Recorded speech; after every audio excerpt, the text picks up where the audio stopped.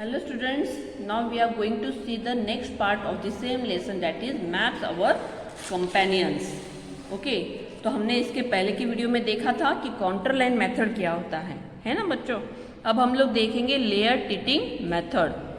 Observe the given diagram. Note that when there is less distance between the contour line, the slope is steep, whereas in the distance is greater, the slope is gentle. जहाँ पर slope ज़्यादा है वो हमें नज़र आ रहा है वहाँ पर, और जहाँ पर स्टीप स्लोप है वो भी हम लोग देख रहे हैं.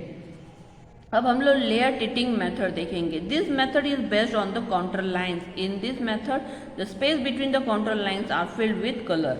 लेयर टिटिंग मेथड जो है ये काउंटर लाइन मेथड के ऊपर ही डिपेंडेंट है, और उसके ज़रिए ही हम लोग उसमें से कलर अलग अलग टाइप के फिल किए गए हैं.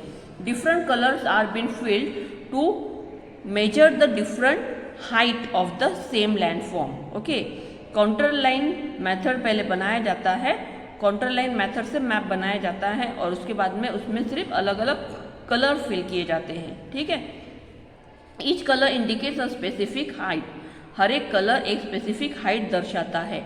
For example, water bodies are coloured with blue, whereas the adjoining land is colored with dark green. Land higher than that is colored with light green. Next higher land is colored yellow and so on.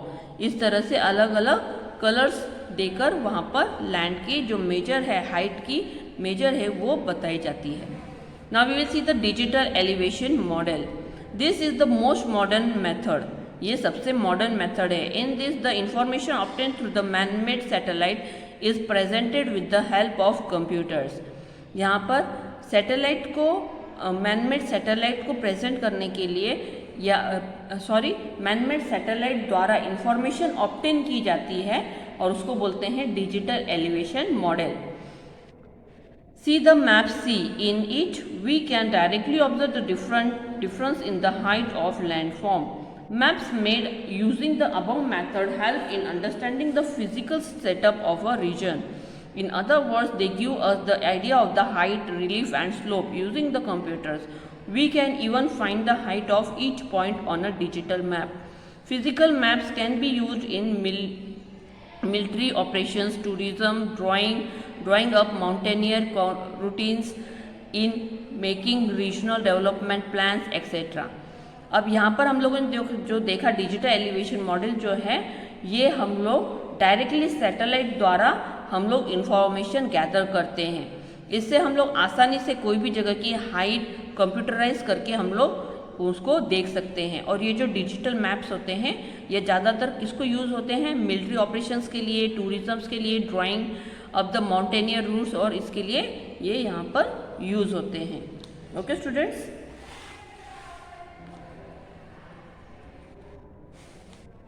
अब हम लोग यहाँ पर देखेंगे many people use maps. बहुत सारे लोग maps use करते हैं. Many components are shown in maps और आउटलाइन. बहुत सारी चीज़ें मैप्स पर बताई जाती है. If this components are shown on different maps in different way, it will be difficult to understand them. अगर हर एक कंपोनेंट अलग अलग तरीके से अलग अलग मैप पे दिखाया जाए तो ये बहुत मुश्किल होगा हमें समझने के लिए, अंडरस्टैंड होने के लिए. Therefore, standard signs and symbols are used for making map easy to read. These symbols and signs are universal used for specific component. That is why everyone can understand them. Map reading करने के लिए एक particular science बनाए गए हैं जो कि universal है, सब जगह पर एक ही जैसे यूज़ होते हैं. ओके, इससे हर किसी को समझने में आसानी होती है और हर कोई इन सिम्बॉल्स को देखकर या साइंस को देखकर स्पेसिफिक कंपोनेंट है ये समझ सकता है. Conventional signs are used to show various things on map as per the convention. These are the form of letters और a geometrical shape. For example lines, circles, triangles, dots etcetera. Conventional signs जो होते हैं वो ज़्यादातर एक तो letters, okay, geometrical shapes जैसे कि लाइन, सर्कल, ट्रायंगल या डॉट, ये यूज़ करके कन्वेंशनल साइंस बनाए जाते हैं. Conventional symbols are used for to show various things on a map as per convention. As per convention अलग अलग सिम्बॉल्स बनाए जाते हैं ताकि हम लोग मैप पर अलग अलग चीज़ें अलग अलग जगह आसानी से शो कर सके, बता सके।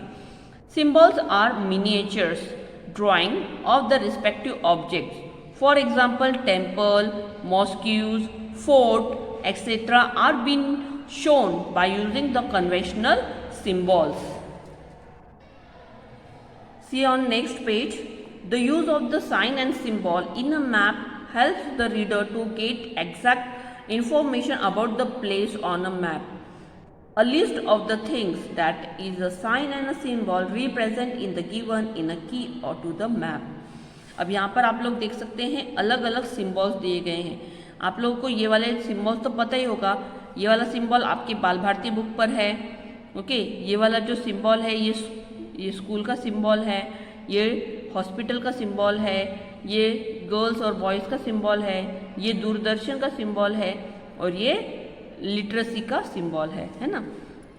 स्टडी द लिस्ट और some of the symbol use the survey in the India while making the maps. ज़्यादातर ये वाले सिंबल्स यूज किए जाते हैं हमारे इंडिया में ताकि हम लोग मैप्स हर जगह पर जो भी मैप हम लोग देखते हैं तो ये सिंबल अगर दिखता है तो वो आसानी से आइडेंटिफाई किया जाता है। PO is for post office. Harbour, ये जो है सिंबल ये लाइट हाउस के लिए है। ये वाला जो सिंबल है ये फोर्ट दिखाता है। क्या दिखाता है? फोर्ट। और ये वाली जो सिंबल है ये burial ground and this is for international boundary line. Okay students, यहाँ पर भी कुछ सिंबल्स दिए गए हैं जैसे कि battlefield, railway, well, spring, triangular mark, settlements, grass, contour line, lake, road, mine, reserve, forest.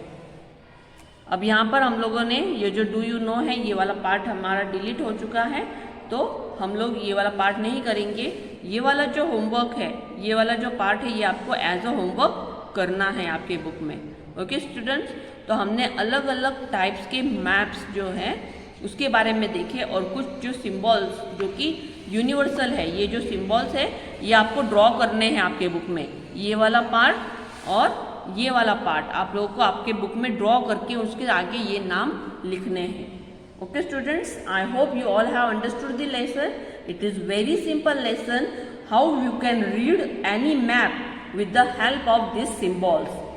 Okay students, bye.